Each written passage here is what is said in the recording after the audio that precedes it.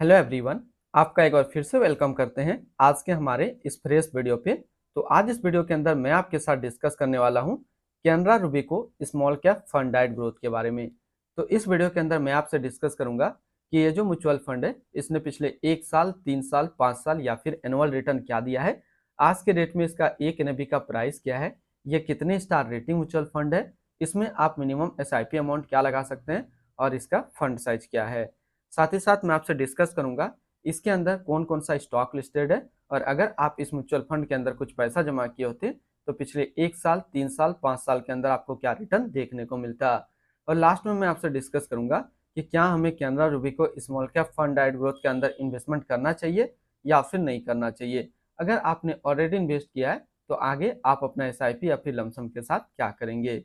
Canara Robeco small cap fund डाइट growth ये एक इक्विटी म्यूचुअल फंड है जो कि स्मॉल कैप कैटेगरी के अंदर आता है और ये काफी हाई रिस्क म्यूचुअल फंड है। इसने जो पिछले 1 साल में रिटर्न दिया है वो 41.51% का रिटर्न है। 3 साल के रिटर्न के ऊपर बात करते हैं तो 3 साल में 27.19% का रिटर्न है। 5 साल के रिटर्न के ऊपर बात करते हैं तो 5 साल में 36.88% का रिटर्न है। और अगर एनुअल रिटर्न की बात करें तो एनुअल रिटर्न है 30.64% का। अभी जो भी रिटर्न मैंने यहाँ पे आपके साथ डिस्कस किया, 1 साल, 3 साल या फिर 5 साल, ये इनका वन टाइम यानी कि लमसम का रिटर्न है। अगर आप एक बार में कुछ इन्वेस्टमेंट करते तो आपको ये रिटर्न देखने को मिलता। अगर आप एसआईपी के थ्रू इन्वेस्टमेंट करेंगे तो रिटर्न आपको कुछ और मिल सकता है। तो क्या मिल सकता है ये चीज मैं इसी वीडियो के अंदर आपके साथ डिस्कस करूंगा। मेरा एक और यूट्यूब पे चैनल है जो कि अभी आपको स्क्रीन पे दिख रहा होगा। तो इस चैनल पे भी मैं म्यूचुअल फंड रिव्यू का वीडियो डालता हूँ और ये मेरा मेन चैनल है। तो आप एक बार जरूर विजिट कीजिएगा, आपको काफ़ी अच्छा लगेगा और काफ़ी नॉलेजेबल नॉलेज मैंने उसके अंदर दिया हुआ है। तो आप इन चैनल को विजिट करके देख सकते हैं सारा वीडियो। एनएवी के ऊपर बात करते हैं तो आज के डेट में इसका एक एनएवी का प्राइस है 43 रुपया 32 पैसा। रेटिंग की बात करें तो ये 3 स्टार रेटिंग म्यूचुअल फंड है। इसमें आप मिनिमम एसआईपी अमाउंट 1000 रुपये लगा सकते हैं और इसका फंड साइज है 12,028 करोड़ का। अब बात करते हैं कि अगर आप इस म्यूचुअल फंड के अंदर कुछ पैसा जमा किए होते तो फिर आपको क्या रिटर्न देखने को मिलता।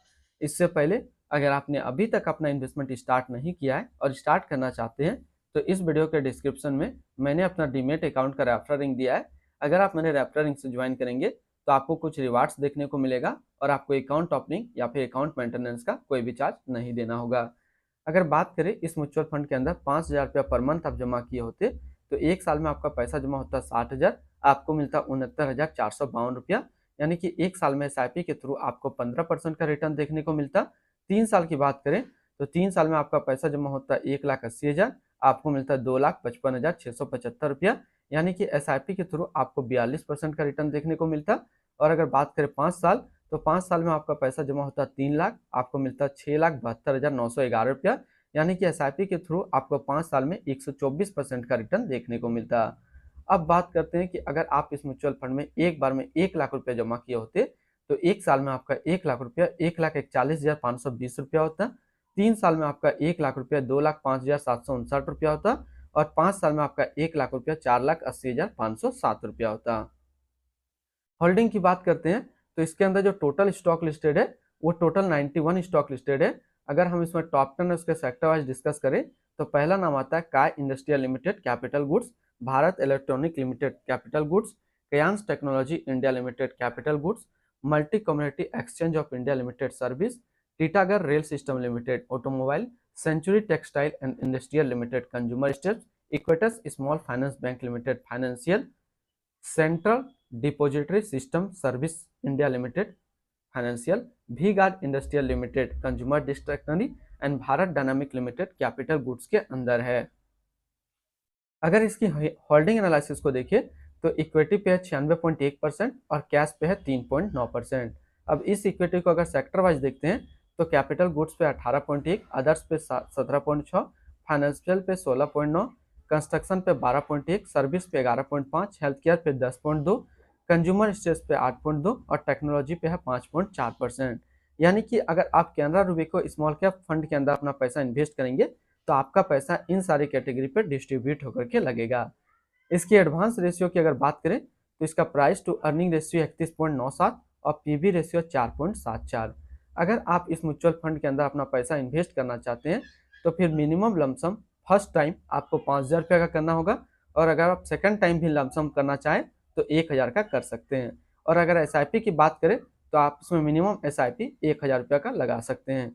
अब हम लोग रिटर्न एंड रैंकिंग के ऊपर बात करते हैं, और यहाँ पे आपको समझ में आएगा कि क्या हमें कैनरा रूबी को स्मॉल कैप फंड के अंदर इन्वेस्टमेंट करना चाहिए या फिर नहीं करना चाहिए।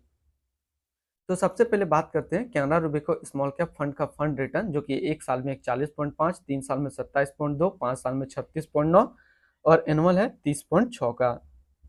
वहीं पे इस कैटेगरी का जो एवरेज रिटर्न होता है, यानी कि equity small cap mutual fund का, 1 साल में 47.2, 3 साल में 24.1, 5 साल में 32.3 का है।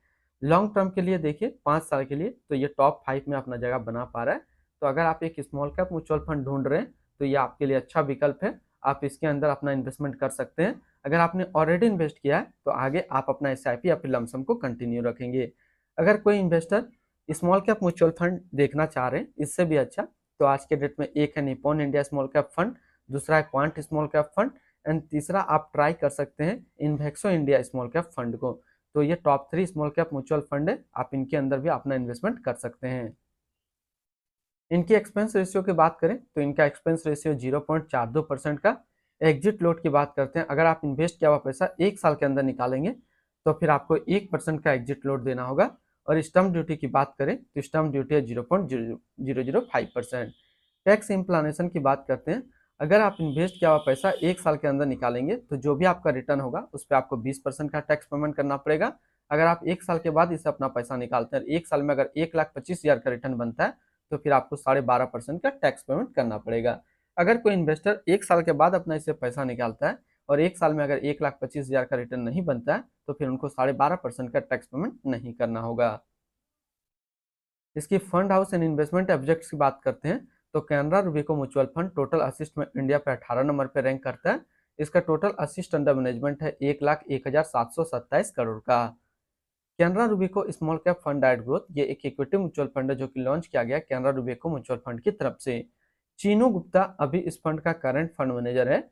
इस फंड का करंटली असिस्ट अंडर मैनेजमेंट है 1,01,727 करोड़ का, और लेटेस्ट ने भी है 43.32 रुपया। Canara Robeco small cap fund डाइट ग्रोथ ये एक काफी हाई रिस्क म्यूचुअल फंड है। इसमें मिनिमम एसआईपी अमाउंट 1,000 का सेट किया गया है और मिनिमम लमसम 5,000 रुपये का सेट किया गया है। अगर आप इन्वेस्ट किया हुआ पैसा 1 साल के अंदर निकालेंगे तो फिर आपको 1% का एग्जिट लोड देना होगा। और इसकी फंड बेंचमार्क की अगर बात करें तो इसका फंड बेंचमार्क है Nifty small cap 250 total return index. तो आज इस वीडियो के अंदर मैंने आपके साथ डिस्कस किया Canara Robeco small cap fund के बारे में। फिर मिलते हैं हम लोग नेक्स्ट कोई इस तरीके का अच्छी वीडियो को लेकर के।